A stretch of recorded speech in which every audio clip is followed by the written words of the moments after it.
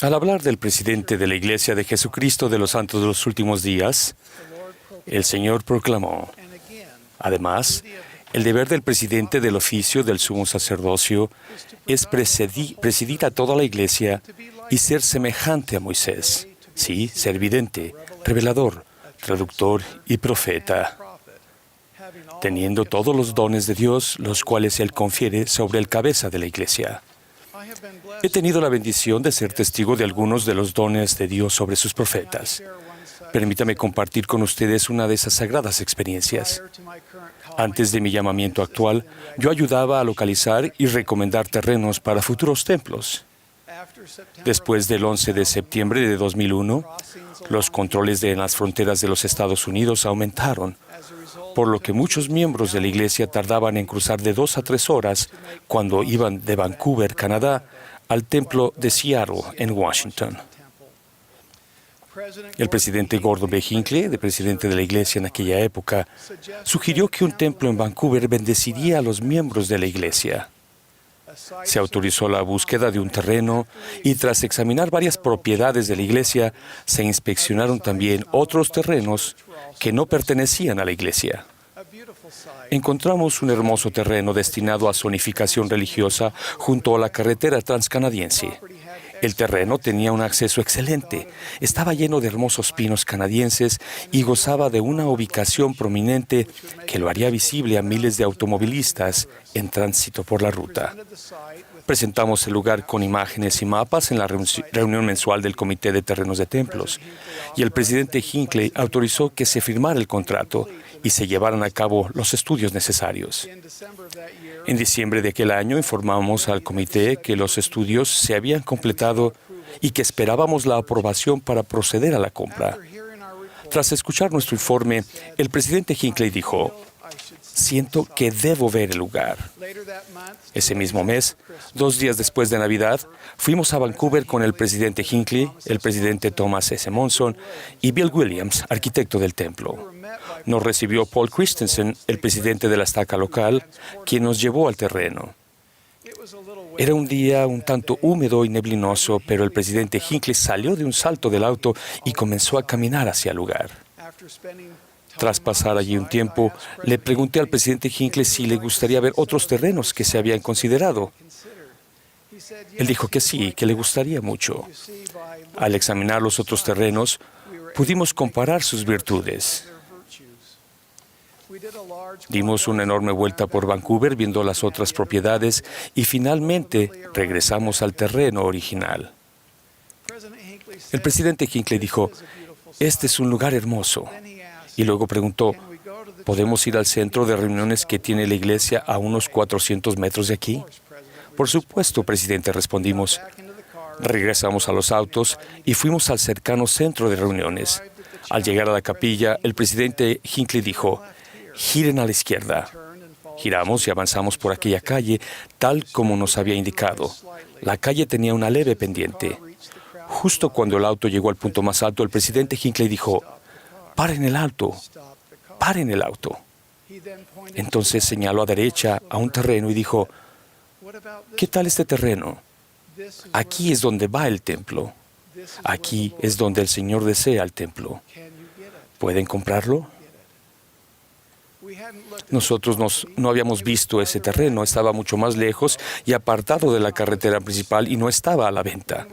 Cuando respondimos que no lo sabíamos, el presidente Hinckley señaló al terreno y repitió: aquí es donde va el templo.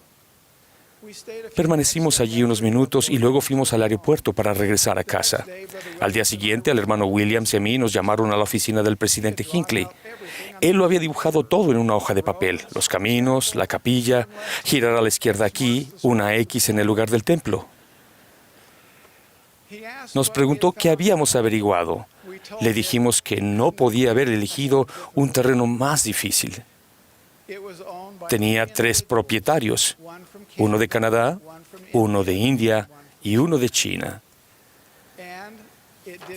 Y no contaba con la zonificación religiosa necesaria. Bueno, hagan lo mejor que puedan, dijo. Entonces ocurrieron los milagros. En pocos meses compramos el terreno y más tarde la ciudad de Langley, Columbia Británica, dio permiso para edificar un templo. Al reflexionar en esta experiencia, me llena de humildad darme cuenta de que, aunque el hermano Williams y yo teníamos formación oficial y años de experiencia en el mercado inmobiliario y en el diseño de templos, el presidente Hinckley no tenía esa capacitación oficial, pero tenía algo mucho más importante: el don de la evidencia profética. Él podía visualizar dónde debía erigirse el templo de Dios. Cuando el Señor mandó a los primeros santos de esta dispensación que construyeran un templo, Él declaró: «Constrúyase una casa a mi nombre de acuerdo con el modelo que les mostraré. Y si mi pueblo no la construye conforme al modelo que yo muestre, no la aceptaré de sus manos». Al igual que con los primeros santos, así es con nosotros hoy día. El Señor ha revelado y continúa revelando al presidente de la Iglesia los modelos conforme a los cuales se ha de dirigir el reino de Dios en la actualidad, y, a nivel personal, Él proporciona guía en cuanto al modelo en que cada uno de nosotros debe conducir su vida, de manera que nuestra conducta sea igualmente agradable al Señor. En abril de 2013 hablé de los esfuerzos que requiere preparar los cimientos de cada templo para asegurar que pueda soportar las tormentas y calamidades a las que estará sujeto. Pero los cimientos son solo el comienzo. Un templo está formado por muchos componentes unidos conforme a modelos predeterminados. Si nuestra vida ha de llegar a ser el templo que cada uno de nosotros está tratando de construir, tal como enseñó el Señor, sería razonable que nos preguntemos: ¿qué componentes debemos poner a fin de hacer que nuestra vida sea hermosa, majestuosa y resistente a las tormentas del mundo? La respuesta a esta pregunta se encuentra en el Libro de Mormón. Concerniente al Libro de Mormón, el profeta José Smith dijo: «Declaré a los hermanos que el Libro de Mormón era el más correcto de todos los libros sobre la tierra y la piedra clave de nuestra religión, y que un hombre se acercaría más a Dios al seguir sus preceptos que los de cualquier otro libro». En la introducción del Libro de Mormón se nos enseña que quienes obtengan un testimonio divino del Santo Espíritu de que el Libro de Mormón es la palabra de Dios, también llegarán a saber, por el mismo poder, que Jesucristo es el Salvador del mundo, que José Smith es su revelador y profeta de la restauración, y que la Iglesia de Jesucristo de los santos de los últimos días es el reino del Señor que de nuevo se ha establecido sobre la tierra. Estos son algunos de los componentes esenciales de nuestra fe individual y nuestro testimonio. Jesucristo es el Salvador del mundo. El Libro de Mormón es la palabra de Dios.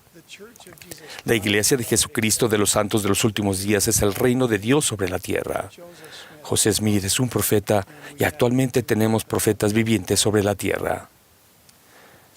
En los últimos meses he escuchado todos los discursos de conferencia general que el presidente Nelson ha dado desde que fue llamado a ser apóstol. Este ejercicio ha cambiado mi vida. Al estudiar y meditar en la sabiduría acumulada por el presidente Nelson durante 34 años, de sus enseñanzas emergieron temas claros y constantes. Cada uno de esos temas se relaciona con esos componentes que acabo de mencionar o es otro componente clave para nuestros templos personales. Incluyen la fe en el Señor Jesucristo, el arrepentimiento, el bautismo para la remisión de los pecados, el don del Espíritu Santo, la redención de los muertos y la obra del templo, santificar el día de reposo, empezar con el fin en mente y permanecer en la senda de los convenios. El presidente Nelson ha hablado de todos ellos con amor y devoción. La principal piedra del ángulo y componente de la Iglesia y de nuestra vida es Jesucristo. Esta es su Iglesia. El presidente Nelson es su profeta. Las enseñanzas del presidente Nelson dan testimonio y revelan para nuestro beneficio la vida y el carácter de Jesucristo. Él habla con amor y conocimiento de la naturaleza del Salvador y de su misión. También ha dado frecuente y ferviente testimonio del llamamiento divino de los profetas vivientes, los presidentes de la Iglesia con quienes Él ha prestado servicio. Ahora, hoy en día, es nuestro privilegio sostenerlo a Él como el profeta viviente del Señor sobre la tierra. Tenemos la costumbre de sostener a los líderes de la Iglesia mediante el divino modelo de levantar nuestro brazo en forma de escuadra para manifestar nuestra aceptación y nuestro apoyo. Lo hemos hecho hace apenas unos minutos. Pero el verdadero sostenimiento va mucho más allá de esta señal física. Como se indica en Doctrina y Convenio 107-22, los miembros de la primera presidencia han de ser sostenidos por la confianza, fe y oraciones de la Iglesia. Llegamos a sostener plena y verdaderamente al profeta viviente a medida que desarrollamos el modelo de confiar en sus palabras, tener fe para actuar de acuerdo con ellas y luego orar por las continuas bendiciones del Señor sobre él. Cuando pienso en el presidente Russell M. Nelson, hallo consuelo en las palabras del Salvador cuando dijo: «Y si los de mi pueblo escuchan mi voz, y la voz de mis siervos que he nombrado para guiar a mi pueblo, he aquí, de cierto os digo, que no serán quitados de su lugar». Escuchar y prestar atención a los profetas vivientes tendrá un efecto profundo y aún transformador en nuestra vida. Somos fortalecidos, estamos más seguros y tenemos más confianza. Escuchamos la palabra del Señor, sentimos el amor de Dios, sabremos cómo dirigir nuestra vida con propósito. Amo y sostengo al presidente Russell M. Nelson y a los otros que han sido llamados como profetas, videntes y reveladores.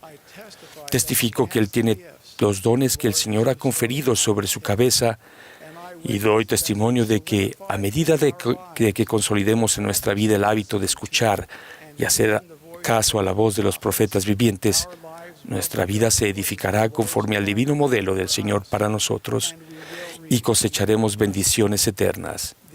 La invitación se extiende a todos.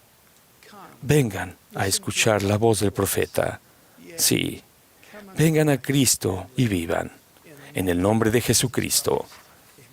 Amén.